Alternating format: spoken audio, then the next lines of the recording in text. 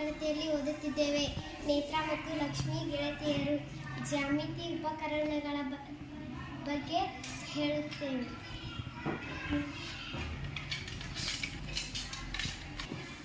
ಇದು ಅಳತೆ ಪಟ್ಟೆ. ರೇಖೆಗಳ ಉದ್ದವನ್ನು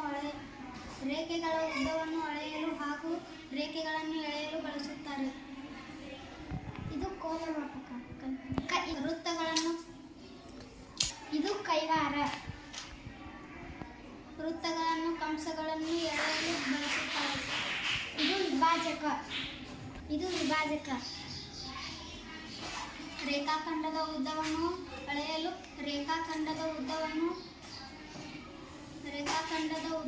ಅಳೆಯಲು ಬಳಸುತ್ತಾರೆ. ಇದು ಕೋನ ಮಾಪಕ. ಕೋನವನ್ನು ಹಾಗೂ ಕೋನಗಳನ್ನು ರಚಿಸಲು ಬಳಸುತ್ತಾರೆ. 180 ಡಿಗ್ರಿಗಳವರೆಗೆ ಇದ್ದಾವೆ. ಇದನ್ನು ಅರ್ಧವೃತ್ತ ಎಂದು ಕರೆಯುತ್ತೇವೆ. ಇವು ಸೆಟ್ ಸ್ಕ್ವೇರ್ಸ್.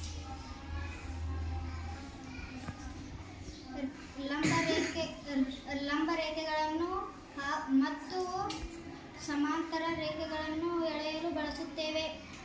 90 ಡಿಗ್ರಿ, 90 ಡಿಗ್ರಿ ಕೋನ, 60 ಡಿಗ್ರಿ ಕೋನ, 40 ಡಿಗ್ರಿ ಕೋನ, 35 ಡಿಗ್ರಿ ಕೋನವನ್ನು ಎಳೆಯಲು ಬಳಸುತ್ತೇವೆ. Set squares. ಇವು ಕೋನ ಮಾಪಕ. ಇವು ಕೈವಾರ. ಇವು ಅಳತೆ ಪಟ್ಟಿ. ಇವು ವಿಭಾಜಕ. ನನ್ನ ಗೆಳೆಯ ಪ್ರಶಾಂತ್. ನಾನು 6ನೇ ತರಗತಿಯಲ್ಲಿ ಓದುತ್ತಿದ್ದೇನೆ. ಅಳತೆ ಜಾಮಿತ್ರಿ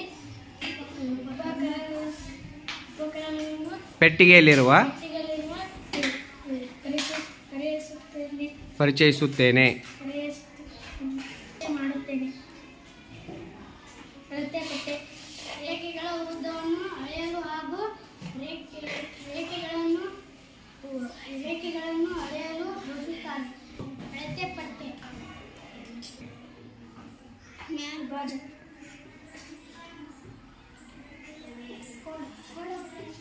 ರೇಖಾಖಂಡ ಉದ್ದವನ್ನು ಅಳೆಯಲು ಬಳಸುತ್ತಾರೆ. ಕೈವಾರ. ವೃತ್ತಗಳನ್ನು ಕಂಸಗಳನ್ನು ತ್ರಿಭುಜಗಳನ್ನು ರಚಿಸಲು ಬಳಸುತ್ತಾರೆ. ಕೋನ ಮಾಪಕ. ಕೋನಗಳನ್ನು ಅಳೆಯಲು ಬಳಸುತ್ತಾರೆ.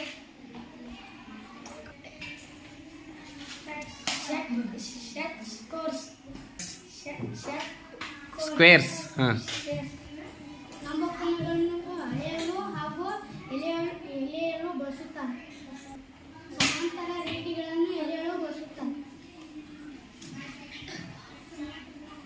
ಇದು ವಿಭಾಜಕ.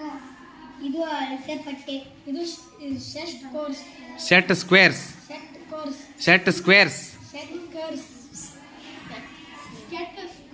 ಇದು ಕೈವಾರ. ಇದು ಕೋನ ಮಾಪಕ.